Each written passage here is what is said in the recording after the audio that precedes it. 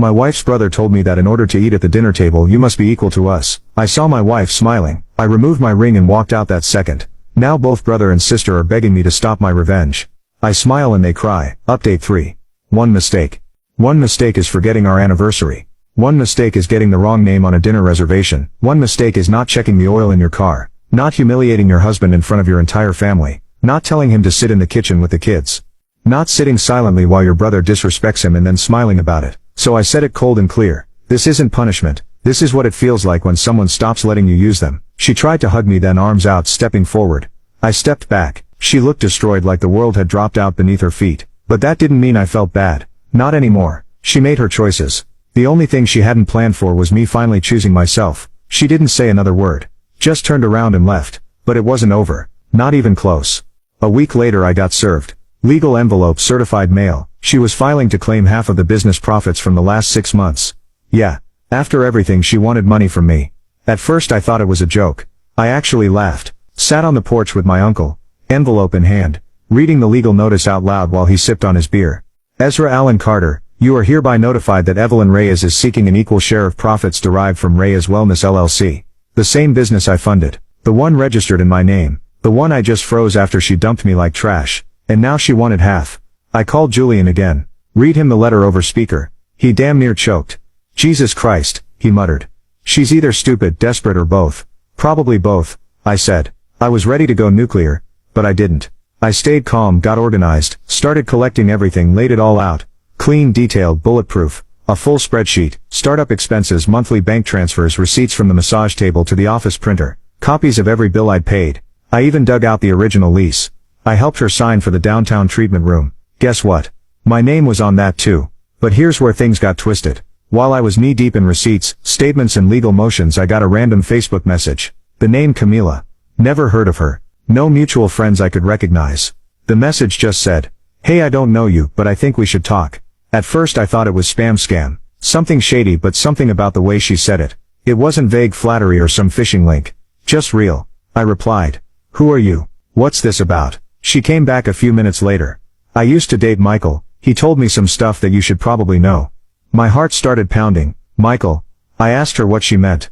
She replied a few minutes later. "I overheard Michael bragging to his friend a few months ago. He said, 'Your wife will be out of your house by the end of the year.' Said she was tired of carrying your dead weight." I didn't know who you were back then, but when I saw your name in a mutual friend's post I put it together. I sat back and just stared at my screen. That line, dead weight, hit me like a punch to the ribs. I asked her if she had any proof. She said she didn't record anything, but she remembered the bar they were at, the weekend it happened, the details of the conversation. She was even willing to write a statement if I needed it. I didn't know whether to thank her or throw up.